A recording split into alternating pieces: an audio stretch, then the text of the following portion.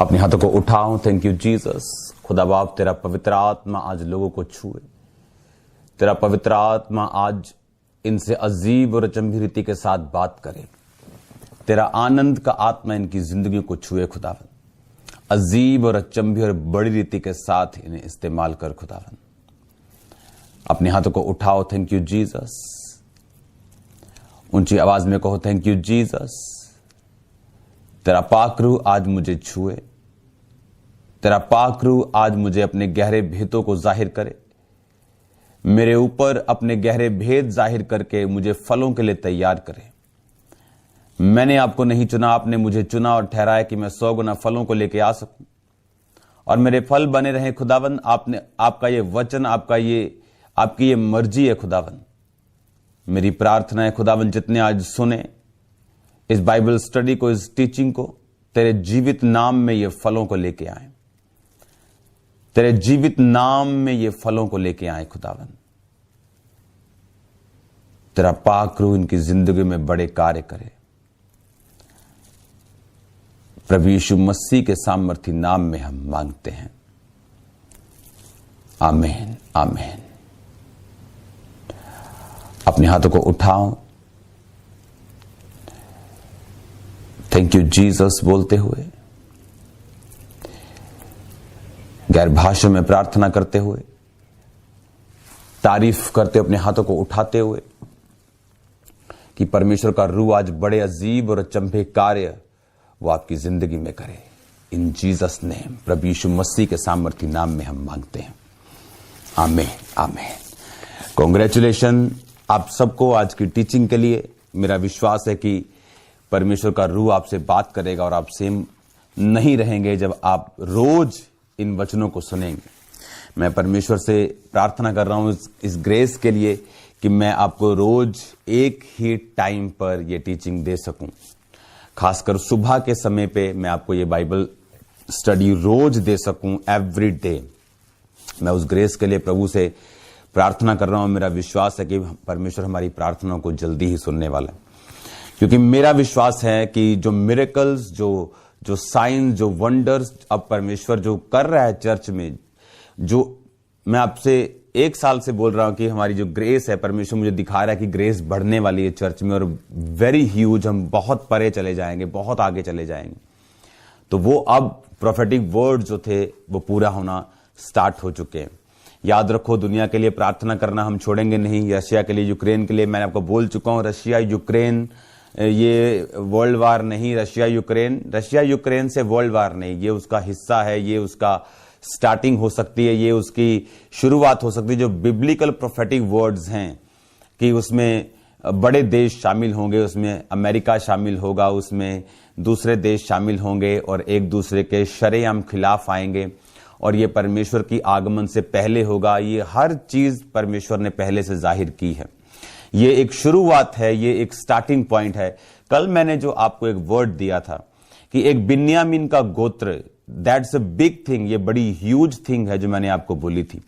एक पूरा गोत्र नाश कर दिया था और उसका रीजन क्या था? सिर्फ एक औरत के साथ रेप किया गया और उसकी डेथ हो गई थी। ये रीजन था इजराइल के बड़े गोत्र का, एक बड़े जिसे जाति बोलते, बिन्यामीन जाति से, जहां से राजा निकले थे, उस जाति को परमेश्वर ने एक छोटी सी मिस्टेक से खत्म कर दिया था। और उसके बाद सिर्फ 400 पुरुष जो बचे थे उनको बाहर से लाके स्त्रियां दी गई ताकि उनका वंश जो है धरती के ऊपर, बिन्यामीन का गोत्र जो है, जो बचा रहे। तो बाइबल कहती है कि थोड़ी सी मूर्खता बुद्धि और प्रतिष्ठा को कम कर देती है। थोड़ी सी मूर्खता, ज्यादा नहीं, थोड़ी सी। वो उनकी थोड़ी सी मूर्खता थी जो बुद्धि और प्रतिष्ठा को कम कर गई और परमेश्वर ने उस वंश को खत्म कर दिया। उसी तरह वर्ल्ड वॉर की जो शुरुआत होगी वो बहुत बड़े रीजंस नहीं होंगे, वो ईगोज होंगी। वो अपनी देश की इज्जत की बात करेंगे, वो इस तरह से बात करेंगे और वर्ल्ड वॉर 3 की फिर शुरुआत होगी। और बिना न्यूक्लियर के ये वर्ल्ड वॉर 3 नहीं होगा। तो आपको ये सोचना है कि वर्ल्ड वॉर जब 3 होगा तो एवरीथिंग से, धरती सेम नहीं रहेगी, लाइफ सेम नहीं रहेंगी, लाइफ स्टाइल सेम नहीं रहेंगे, सब कुछ बदल जाएगा जब ये शुरुआत होगी।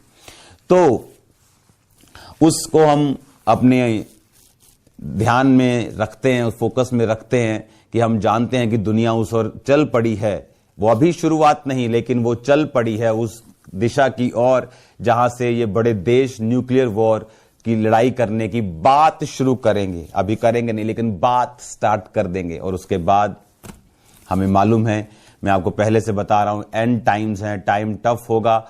जब इंसान सोचेगा कि अच्छा थोड़ा रिलीज हो गया, और टफ और टफ, और ये बढ़ता ही जाएगा। इसीलिए सुसमाचार जो पहले जिस पावर से था उससे कहीं अधिक अब ये उस पावर और ग्रेस से ये काम कर रहा है। हालेलुया।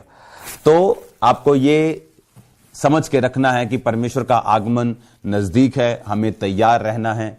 और मेरा ये बिलीव है कि जो रोज अब आपको मैं बाइबल टीचिंग दूंगा, जो रोज आपको मैं बाइबल के वचनों से जो स्टडी दूंगा, ये आपकी प्योरली हेल्प करेगी। ये आपकी हेल्प करेगी क्योंकि थर्सडे और संडे हम वचन सुनते हैं, गहराई में सुनते हैं, लेकिन मेरा ये बिलीव है कि वर्ड और प्रेयर अब आपको रोज देनी होगी, क्योंकि समस्याएं पहले जैसे नहीं रह गई, प्रॉब्लम्स पहले जैसी नहीं हैं, डेविल पहले से कहीं अधिक अलर्ट है। तो प्रभु का आत्मा भी हमें पहले से कहीं अधिक आधुनिक हथियार देगा। अगर सन 62 में लड़ाइयां होती थी तो बंदूकों के साथ होती थी, अब बंदूकों के साथ लड़ाइयां नहीं होती, अब केमिकल बम्बों की बात होती है, अब वैक्यूम बम्बों की बात होती है, परमाणुओं की बात होती है। अगर हम डंडे लेके युद्ध करने चले जाएंगे सन 1700-1600 की तरह, तो फिर बात नहीं बनेगी। अगर शैतान ने अपने हथियार, अपने अटैक मजबूत किए हैं और बड़े किए हैं, तो परमेश्वर अपने लोगों के हथियार भी आधुनिक करेगा, उन्हें और क्लियर करेगा, उन्हें और अधिक शार्प करेगा, उन्हें और अधिक स्ट्रांग करेगा, जो अब परमेश्वर का आत्मा करने जा रहा है। आमीन। याद रखो, हम लास्ट डेज के लास्ट आवर्स है, मैं आपको कितनी बार से ये बोल रहा हूं। और इमेजिन, ये हमेशा, ये बात को हमेशा अपने दिमाग में रखना कि जब भी दुनिया में महामारी आई है, वो तब आई है जब दुनिया ने इसके बारे में सोचा भी नहीं था। वर्ल्ड वॉर तब शुरू हो गई जब हमने सोचा भी नहीं। एकदम से देश जो है वो एक दूसरे के खिलाफ हो जाएंगे, बड़े देश। छोटे देश के साथ कोई वर्ल्ड वॉर नहीं है, उनके साथ कोई लड़ाई नहीं, ये एक शुरुआत है, ये एक स्टेप है। बड़े देश शामिल होंगे और न्यूक्लियर वॉर होगी। और आप समझ लेना कि यीशु मसीह का आगमन हमारी सोच और समझ से कहीं अधिक पहले है, जितना हम सोच भी नहीं सकते। हालेलुया। आज के वचन में चलेंगे। मैं आज पढ़ूंगा एजरा की पुस्तक, उसका 5 अध्याय, उसकी 1 आयत को। तब हागे नामक नबी और इद्दो का पोता जकरिया यहूदा और यरूशलेम के यहूदियों से नबूवत करने लगे, और उन्होंने इज़राइल के परमेश्वर के नाम से उनसे नबूवत की। तब शालतियल का पुत्र जरुब्बाबेल और योसादाक का पुत्र यीशु कमर बांधकर परमेश्वर के भवन को जो यरूशलेम में है बनाने लगे, और परमेश्वर के ये नबी उनका साथ देते रहे। अब इसमें क्या बात हो रही है, इसका बैकग्राउंड मैं आपको समझाता हूं। हाउ गॉड थिंक्स, परमेश्वर कैसे सोचता है और वो कैसे कार्य करता है। ये सारा जो सिस्टम है, जैसे पॉलिटिकल सिस्टम कैसे काम करता है, नेटो देशों का सिस्टम कैसे काम करता है, यूरोपियन यूनियन कैसे काम करती है, यूएन कैसे काम करता है, इंडिया कैसे काम करता है, उसी तरह से दूसरे देश कैसे काम करते हैं, उसी तरह से एक स्पिरिचुअल सिस्टम है, उसका भी एक काम करने का तरीका है। स्पिरिचुअल सिस्टम में भी रूल्स हैं, स्पिरिचुअल सिस्टम में भी परमेश्वर ने प्रोटोकॉल्स बनाए हुए हैं, जिनको परमेश्वर फॉलो करता है। अपने बनाए वचन को वो तोड़ता नहीं। इसलिए प्रभु यीशु मसीह ने कहा, मैंने अपने नाम से भी ज्यादा अधिक महत्व मैंने अपने वचन को दिया। ये उस समय की बात है जब हम एजरा की पुस्तक, उसका 1 बाब पढ़ते हैं और उसकी 1 आयत पढ़ते हैं, तो वहां लिखा, फारस के राजा कुस्रू के पहले वर्ष में यहोवा ने फारस के राजा कुस्रू का मन उभारा कि यहोवा का जो वचन यिर्मयाह के मुंह से निकला था वह पूरा हो जाए। इसलिए उसने समस्त राज्य में यह प्रचार करवाया और लिखवा भी दिया कि फारस का राजा कुस्रू इस प्रकार कहता है कि स्वर्ग के परमेश्वर यहोवा ने पृथ्वी भर का राज्य मुझे दिया है, और उसने मुझे आज्ञा दी है कि यहूदा के यरूशलेम में मेरा एक भवन बनवा। अब ये राजा थोड़ा सेंसिटिव था, आत्मिक था। इसने प्रोफेटिक वर्ड्स को समझा कि परमेश्वर के वचन के अनुसार अब उसका भवन बनना चाहिए, तो उसने ये प्रचार करवाया कि भवन बनाओ। और बाइबल कहती है यहूदी लोगों में से बहुत से लोगों ने अपने सोने को, अपनी चांदियों को दान किया, बहुत सा पैसा इकट्ठा हुआ, और सब लोग जो वहां पे रह के भवन बनाना चाहते थे अपनी अपनी मर्जी से, मुख्य जो लोग थे, आत्मिक लोग थे, समझदार लोग थे, जो उनके प्रधान थे, वो सब लोग निकले उस भवन को बनाने के लिए। और जब वो भवन बनाने लगे तो बाइबल कहती है उनका विरोध होने लगा। विरोधी आके बोलने लगे कि हम भी आपके साथ बनाएंगे, क्योंकि उनकी मंशा थी कि इनके साथ मिलकर हम बनाएं और बाद में क्लेम करें कि ये हमने बनाया। उन्होंने मना कर दिया कि नहीं, हम आपको नहीं बनाने देंगे। जब उन्हें पता लग गया कि ये हमारी चाल समझ गए, वो गए और उस राजा के पास जाके, उस देश के राजा को जाके बोलने लगे कि राजा देख, इस देश का जो पुराना इतिहास है, इस शहर का, यरूशलेम का, ये दंगा करने वाला शहर रहा, यहां लड़ाइयां होती रही हैं। क्योंकि वो लड़ाइयां इसलिए होती रही क्योंकि वो परमेश्वर का शहर था और शैतान उस पर हमेशा अटैक करता था और परमेश्वर के लोग जीतते थे। इसलिए उसने बात को गलत तरीके से पेश किया, जैसे लोग बात को गलत रीति के साथ पेश करते हैं, यहां पर, इंटरनेट पर, कहीं भी। और वहां पे क्या हुआ, परमेश्वर ने उनको भवन बनाने के लिए भेजा और भवन शुरू हुआ। लेकिन उन लोगों ने चुगली की राजा से कि अगर ये भवन बन गया, इसकी शहरपना बन गई, तो ये लोग तुझे कर देना, टैक्स देना, चुंगी देना बंद कर देंगे, ये अपना बाड़ा बना लेंगे। और उसने राजा से चुगली खाई और राजा कान का कच्चा था। जैसे लोग कान के कच्चे होते हैं और एक ही बंदे की बात सुन के डिसीजन ले लेते हैं, ये कान के कच्चे लोगों की आदत है। अगर आपको कोई डिसीजन लेना तो दोनों पक्ष आपको सुनने चाहिए, अदरवाइज आपका डिसीजन गलत होगा। और वो राजा जो कान का कच्चा था, उसने कहा ठीक है, और उसने आज्ञा दी कि ओके, स्टॉप दिस वर्क, इस वर्क को रोक दिया जाए, अभी इस काम को रोक दिया जाए, जब तक मैं ना बोलूं ये काम नहीं होगा। वो गए, फोर्स साथ ले गए। अब राजा ने बोल दिया, सिपाही गए, काम रोक दिया, काम स्टॉप हो गया, भवन बनना बंद हो गया। आप बोलोगे प्रभु का भवन बंद हो गया। परमेश्वर के कामों में शैतान रुकावट डालने की कोशिश करता है। अब आगे क्या, अब परमेश्वर के जो सच्चे दास हैं, ये अब मैं अपने पॉइंट पे आ रहा हूं, हाउ गॉड थिंक्स। अगर प्रभु कहता है कि मैंने कलीसिया को प्रथम, पहले स्थान पर प्रेरित दिए, अपोस्टल्स दिए, क्यों दिए? फिर मैंने नबी दिए, फिर मैंने पास्टर्स दिए, फिर इवेंजलिस्ट दिए, टीचर्स दिए। प्रथम स्थान उसने कलीसिया में प्रेरितों का ठहराया, क्यों ठहराया? हाउ गॉड थिंक्स, वो क्या सोचता है, उसने ऐसा सिस्टम, ऐसा प्रोटोकॉल क्यों बनाया है? क्योंकि अब हम जो सीरीज सुन रहे हैं उसका नाम है हाउ गॉड थिंक्स। परमेश्वर सोचता, उसने अगर बाइबल में कुछ लिखा है, क्या सोच के लिखा है? अगर हमें वो चीजें समझ आ जाएं तो हम बहुत आगे बढ़ सकते हैं परमेश्वर में। तब हीलिंग करना, डिलीवरेंस करना और मार्वलस मिरेकल्स करना हमारे लिए पॉसिबल होगा। बड़े रिजल्ट लेना हमारे लिए पॉसिबल होगा परमेश्वर से। अब हाउ गॉड थिंक्स, अगर परमेश्वर ने कहा मैंने कलीसिया में प्रथम प्रेरित ठहराए, यहां पर जब परमेश्वर के सच्चे नबी, इंटरटेनमेंट वाले नहीं, सच्चे वाले, जो मसीह को बेचते नहीं, सच्चे नबी वहां पे गए और बाइबल कहती उन्होंने वर्ड रिलीज किया, और जो चीज राजा ने रोकी हुई थी नबूवत के बाद, बाइबल कहती वो भवन बनना शुरू हुआ। और किसको परमेश्वर ने यूज किया? एक इंसान को जो परमेश्वर के करीब था।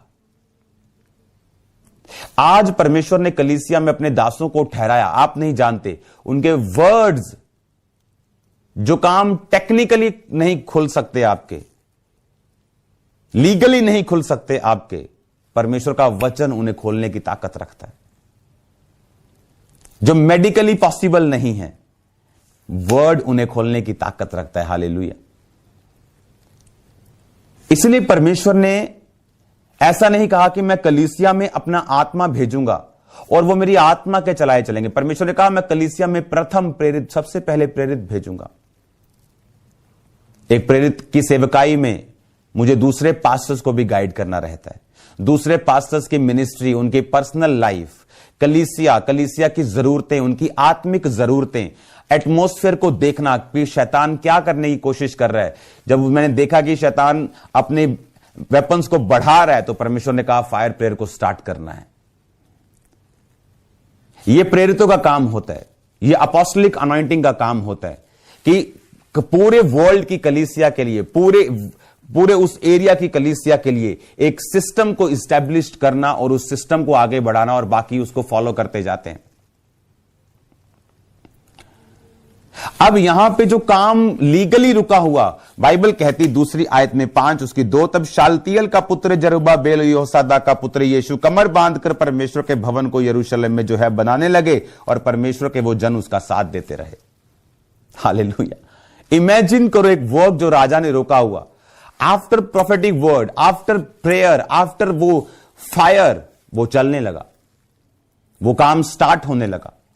हाउ इंपॉर्टेंट इट इज, कितना जरूरी है अथॉरिटीज के अधीन रहना, कितना जरूरी है परमेश्वर के जो लोग हैं कलीसिया में ठहराए हुए, उनकी बातों को सुनना और समझना, क्योंकि जो काम बंद हैं, जो टेक्निकली नहीं खुल सकते, लेकिन परमेश्वर के वर्ड्स, परमेश्वर का एक वर्ड रिलीज किया गया, वो प्रोफेटिकली जो वर्ड्स रिलीज होते हैं, उनको परमेश्वर खोल देता है।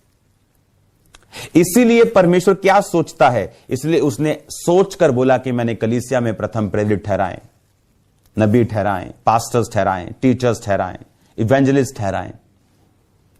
किसी को चंगा करने का वरदान है, किसी को गैर भाषा, किसी को अर्थ बताना, कोई प्रबंध करने वाला।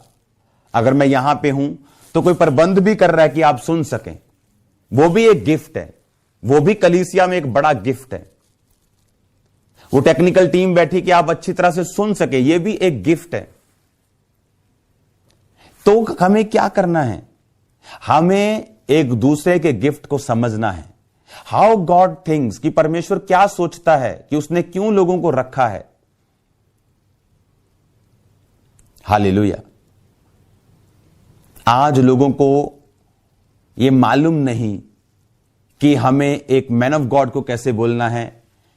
हम आम दुकान पे जाते हैं तो भैया, मैन ऑफ गॉड को भी भैया। अब यहां पंजाब में ऐसा नहीं है, लेकिन बहुत जगह चलता होगा अभी भी ऐसा।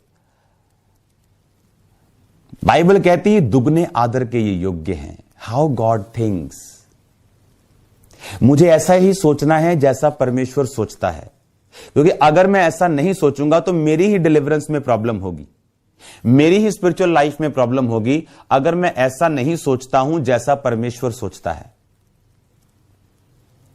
अगर मैं ऐसा सोचता हूं जैसा परमेश्वर सोचता है, तो फिर वो ब्लेसिंग्स, वो फ्लो, वो अनॉइंटिंग, वो मिरेकल्स, वो परमेश्वर के सारे काम भी मेरी जिंदगी में होने शुरू होंगे, जो मैं एक्सपेक्ट करता हूं, जो मैं चाहता हूं, जो मैं चाहती हूं, जो मैं अपने फाइनेंस में चाहता हूं, सेवकाई में चाहता हूं, जो आप अपने घर पे चाहती हैं, अपने हस्बैंड की लाइफ में चाहती हैं, जो आप अपनी वाइफ की लाइफ में चाहते हैं। हाउ गॉड थिंक्स, जब हम ये समझ जाते हैं कि प्रभु कैसे सोचता है, तो हम उस लेवल को हासिल कर लेते हैं। हालेलुया।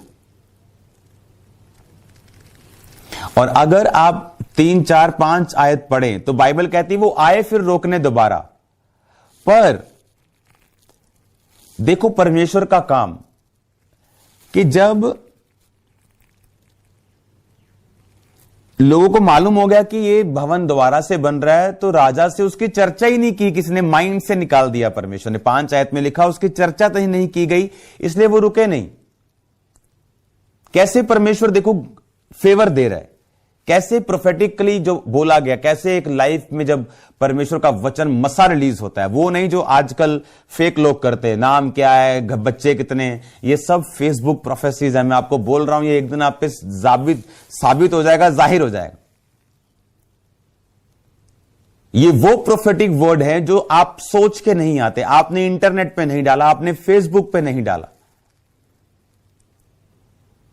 और जो परमेश्वर का आत्मा अपनी, और उसको 16 लाइन लंबी प्रोफेटिक वर्ड नहीं चाहिए, ये सिर्फ उसने कहा गो, परमेश्वर तुम्हारे साथ है। वो बनाने लगे, लोग आए देखने की, तो ये तो मना किया राजा ने, जब वो आगे देखने लगे मना किया, लेकिन वो गए और राजा से बात नहीं हुई। ऐसा एटमॉस्फेयर, ऐसा माहौल परमेश्वर ने उनके आसपास बना दिया कि उनसे चर्चा नहीं हुई राजा से, और वो भवन बनाते रहे, बनाते रहे और बनाते रहे। आज हमें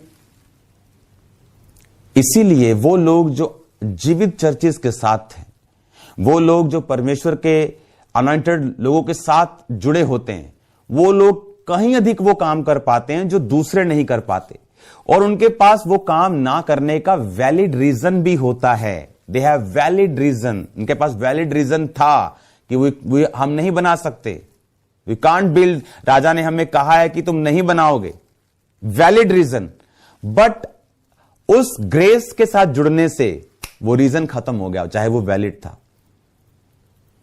और ऐसा परमेश्वर सोचता है। आपकी लाइफ में वो ऐसा सोचता है।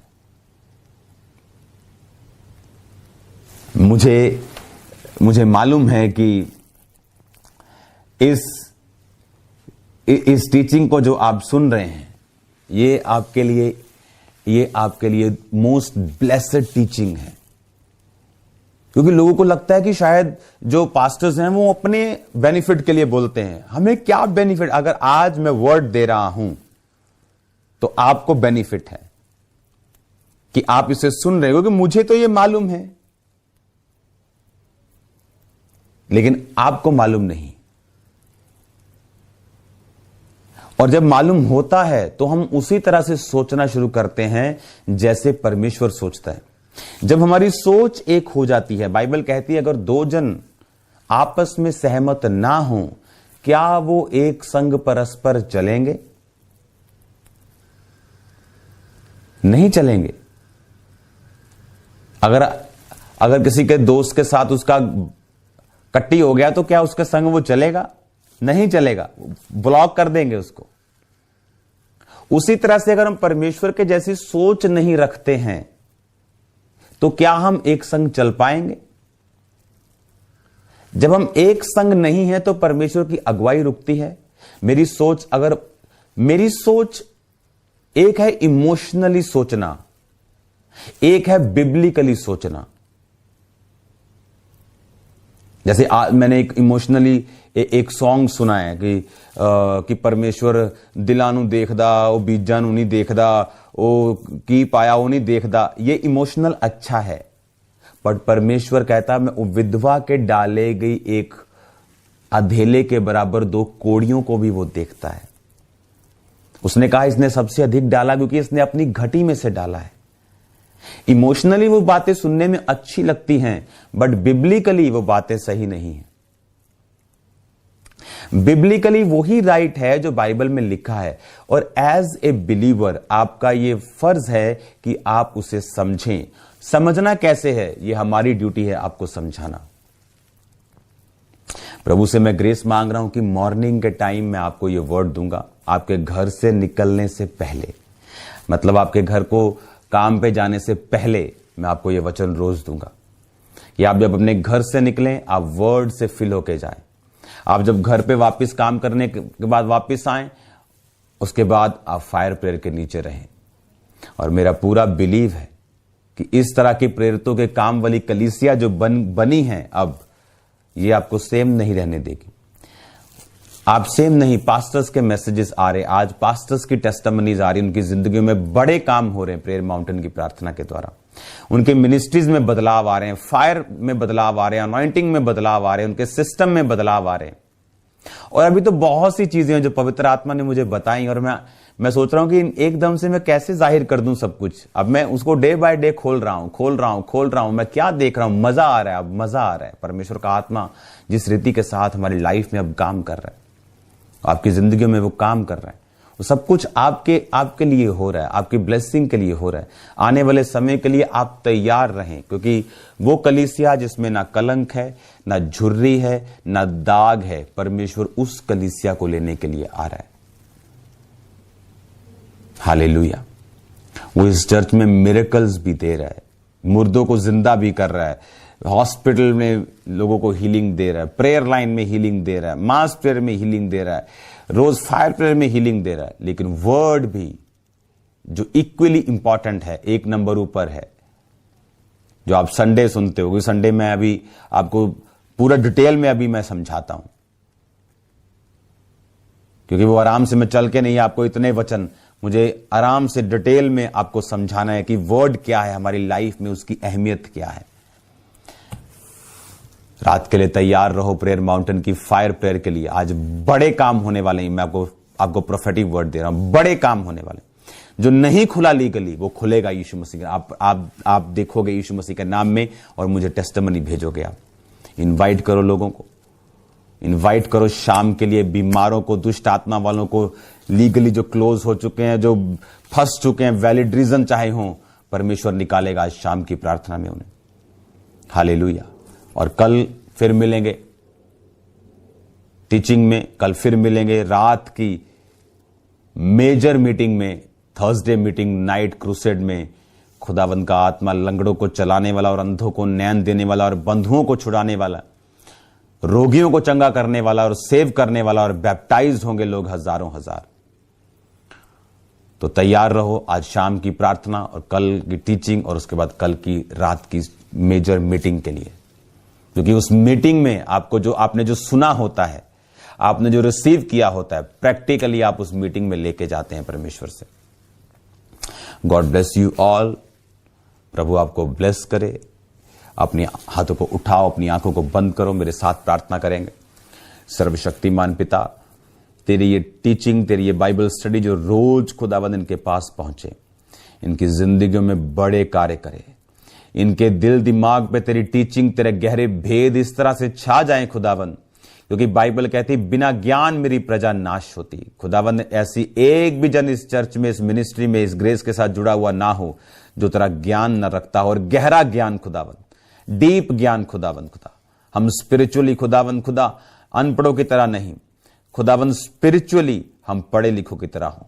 अगर कोई फिजिकली अनपढ़ भी है तो लेकिन स्पिरिचुअली वो पढ़े लिखों से भी बड़ा हो खुदावंद। तेरे जीवित नाम में ये आशीषित हो, तेरे जीवित नाम में खुदावंद इनकी जिंदगियों को तू छू। रात की प्रार्थना में जो शामिल होने, हील कर, डिलीवर कर, चंगा कर। अब भी तेरा आत्मा इन लोगों को छुए और आजाद करे। एक सिस्टर को मैं देख रहा हूं आपकी बॉडी की बैक साइड, रीढ़ की हड्डी के पास, और लेकिन वो रीढ़ की हड्डी नहीं जिसकी मैं बात कर रहा हूं, ये इस साइड पे आपको गर्माहट महसूस हुई है राइट नाउ, और परमेश्वर आपको हील कर रहा है राइट नाउ। आपको टेस्टिमनी भेजनी है अभी राइट नाउ। मैं देख रहा हूं परमेश्वर का आत्मा आपको टच कर रहा है राइट नाउ। एक बच्चे को मैं देख रहा हूं जिसके दांत ऊंचे ऊंचे हैं, इसको भूलने की बीमारी है, उसके घर वाले परेशान हैं। मैं परमेश्वर को देख रहा हूं इसको हील करते हुए। इसके भूलने की रोग को आज खत्म हो चुका है ये।